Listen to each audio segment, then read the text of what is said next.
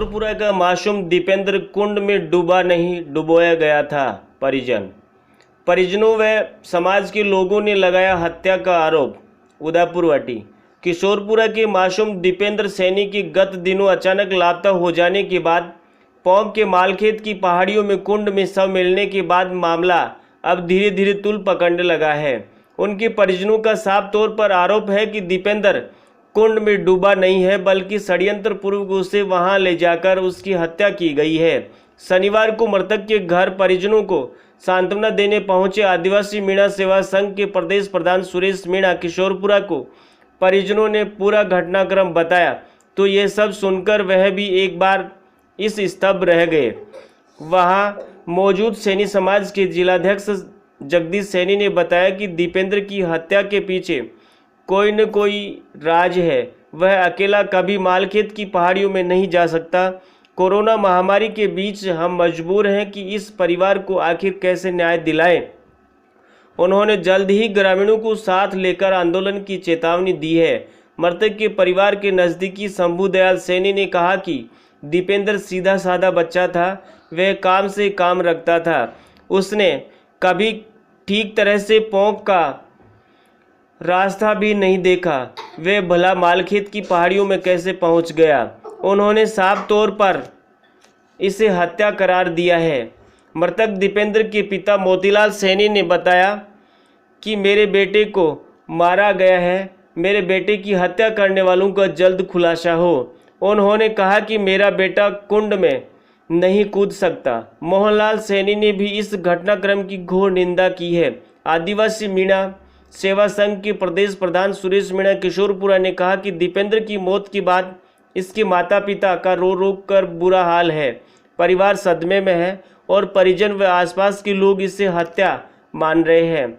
ऐसे में राजस्थान की सरकार को चाहिए कि वह अपने इस मामले में दखल देकर इस पीड़ित परिवार को इंसाफ दिलाए। उन्होंने कहा कि मृतक दीपेंद्र सिर्फ मोतीलाल का ही बेटा नहीं है, वह किशोरपुरा का चिराग था। इन रहस्यमयी परिस्थितियों में उनकी मौत हो जाना हम सब के लिए बहुत चिंता का विषय है। उन्होंने गुढ़ा गोरजी SHO राजेंद्र शर्मा व झुंझुनू पुलिस अधीक्षक जगदीश चंद्र शर्मा से दूरभाष पर बात कर दीपेंद्र हत्याकांड का पर्दाफाश करने की मांग की है। उन्होंने चेतावनी दी है कि पीड़ित परिवार को समय पर न्याय नहीं मिलता है तो ग्रामीणों को साथ लेकर मुख्यमंत्री अशोक गहलोत से मिलेंगे। गौरतलब है कि मृतक दीपेंद्र के परिजनों ने गुढ़ा गोरजी थाने में अज्ञात व्यक्तियों के खिलाफ हत्या का मामला दर्ज कराया है। करता हूं कि इसका दूध का दूध पानी का पानी होना चाहिए। इसका मर्डर करके उस कुंड में डाला गया है और ये ऐसा बच्चा नहीं था। और क्या आपको किसी पर शक है? शक तो सर किसी पर है, उसके नाम पता कोई साथी सहयोगी या कोई दुश्मन कोई भी उसको बहला फुसका लेकर घर से ले गया है या उस सब्जी मंडी में से कोई कुछ कहकर उसको बुलाया है और यहाँ से 11 तारीख को निकल गया। उसके बाद कल उसका शव मिला है वहाँ पहाड़ियों में। अब आपकी सरकार से क्या मांग है? सरकार से यही मांग है कि दोषी को सजा हो और मेरे बच्चे का मर्डर करके उस खंडर में डाला गया है और इसकी पूरी कार्रवाई हो, छानबीन हो और दोषी को पकड़ के उसको सजा होनी चाहिए। के अंदर गए, वहाँ जाकर वापस आए घर पर आए तो हम यहाँ से मोटरसाइकिल से गया, रोड के ऊपर प्रशासन के साथ साथ पहाड़ के ऊपर गए। ऊपर जाने के बाद में उस लाश को देखी। लाश को देखने में हमारी पहचान में नहीं बैठा तो उसके पैरों में चप्पल भी जैसी जूता जैसी लग रही थी। वो बोले कि हम घर वालों को पूछा कि क्या पहन रखा था, ये बोले कि चप्पल पहन रखा है, लेकिन वो हमारे को जूता जैसा दिख रहा था। फिर उसको सीधा करके बाहर निकाला तो चप्पल ही मिली उसको पैरों में और उसके पैरों में चप्पल थी, पैंट भी पहना हुआ था, फर्श भी डाला हुआ था। जेब के अंदर फ़ोटो निकली, उससे हम पहचान किया उसको। तो उसको फिर हम घर पर फ़ोन किया कि अपने है ये आदमी तो इसको ले चलने के लिए खाटपुर लिया हो। और उसकी बुरसेट नहीं मिली साहब। हमारे को एक साइकिल थी उसके साथ में, वो साइकिल भी उस टाइम में तो हमें कुछ नहीं बताया कोई भी, लेकिन बाद में एक बाबा जी आया, उसने बोला कि 3-4 दिन से साइकिल तो रास्ते में खड़ी हुई है। फिर आते समय वो साइकिल को ले आए हम। और एक आदमी ने मेरे को ऐसे बोला, पुलिस वाले तो चले गए मंदिर के ऊपर, वो मेरे को बोला कि भाई 11 तारीख की बात है, शाम के टाइम में मैं करने जाने के लिए आया, कोई मिशन था, वो कोई काम करा होगा वहाँ आस-पास कहाँ में। काम कर रहा था? वो उस मंदिर के या इस पहाड़ पे चढ़ते हैं ना, उसके पास में। अच्छा। वो बोला मैं करने लेने के आया, तो उस मालिक ने, मकान वालों ने मेरे को बोला कि यार 10-11 छोरे थे, वो बोले एक बच्चे को पीट रहे थे यहाँ पर। तो मैं यहाँ से हल्ला मारा उसको, तो वो चुप हो गए और फिर ऊपर की तरफ चले गए। ये बात बताया, सब मैं अकेला था, उसको मैं जानता नहीं हूँ। सर उसके डेड बॉडी के हिसाब से उसका मर्डर हुआ है, और ये मौके पर मैं वहाँ पुलिस के साथ गया था। उसमें यही शंका है कि उसको मार के कुंड में डाला गया है। तो अब आगे प्रशासन से आप क्या मांग रखते हैं? प्रशासन से ये मांग है कि उनकी निष्पक्ष जांच की जाए और दोषी को सज़ा दी जाए। कहना है हमारा तो मेडिकल रिपोर्ट से भी यही होता है, बच्चे की शुरुआत की जो संस्कृति है उसके हिसाब से भी हम सही तौर से मानते हैं कि बच्चा ऐसा नहीं था कि पहाड़ियों का रास्ता भी नहीं जानता था कि किधर कुंड है, किधर जाना है, किधर नहीं जाना है। लेकिन उस बच्चे को तो किसी न किसी बहाने से कोई ना कोई और अदर बच्चे साथ लेके गए हैं, या द्वेषतावश जाओ चाहे किसी कारण से जाओ, लेकिन उसको ले जा करके उसका मर्डर किया गया है, ऐसी हमारी आशंका है।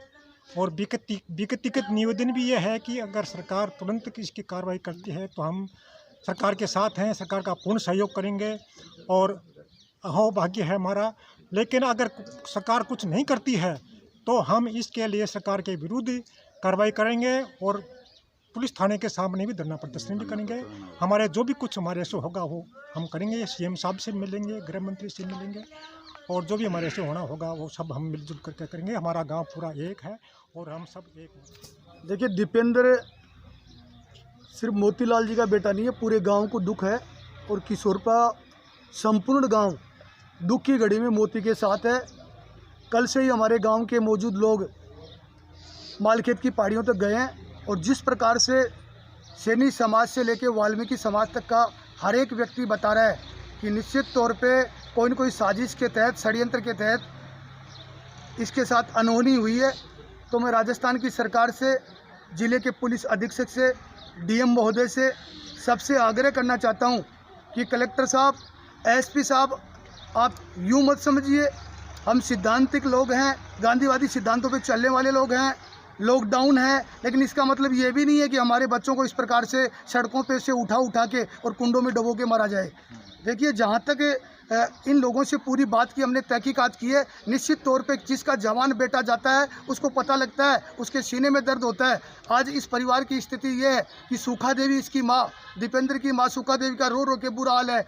वो उस स्कूल का नाम ले रही है जिस स्कूल के अंदर केसर देव जी की सरस्वती स्कूल के अंदर वो बच्चा पढ़ता था, और आज वो कहती थी कि केसर जी भी कहते हैं कि उस बच्चे के लिए कि वो इतना होनेस्ट, होशियार बच्चा था। आज उसका पिता मोती का रो रो के बुरा हाल हो रहा है। और हमारे सैनी समाज के अध्यक्ष से लेकर हमारे सिमू दयाल जी से लेकर जितने लोग यहाँ पर खड़े हैं, सब लोगों की एक ही मांग है कि हमारे बच्चे के लिए हमें इंसाफ मिलना चाहिए। और आज हम सरकार से और राजस्थान की सरकार से चेतावनी देना चाहते हैं, पूरे प्रशासन को अलर्ट करना चाहते हैं कि हमें कानून तोड़ना नहीं पड़े। धारा 44 लगी हुई हम समझते हैं, लॉकडाउन लगा हुआ है हम समझते हैं, लेकिन इसका मतलब ये नहीं है दूध का दूध और पानी का पानी करके रहेंगे। इंसाफ हमें मिलना चाहिए। और जो वास्तविकता है इस घटनाक्रम की, ये जो जिस प्रकार से निर्मम हत्या हुई है और ये पूरा जघन्य जो कांड हुआ है, इसकी तथ्यात्मक जांच होनी चाहिए। हमारा पेटा, मारवाड़ी में कहते हैं, पेटा बनना चाहिए, आत्मीय संतुष्टि मिलनी चाहिए कि आखिर ये किस तरीके से ये घटनाक्रम हुआ है, इसकी जाँच होनी चाहिए। हमने 302 के अंदर FIR लॉन्च करवाई है। इसकी इन्वेस्टिगेशन जहाँ तक है SHO राजेंद्र शर्मा कर रहे हैं, बहुत काबिल अधिकारी हैं, हम उन पे विश्वास करते हैं कि वो दूध का दूध पानी का पानी करेंगे।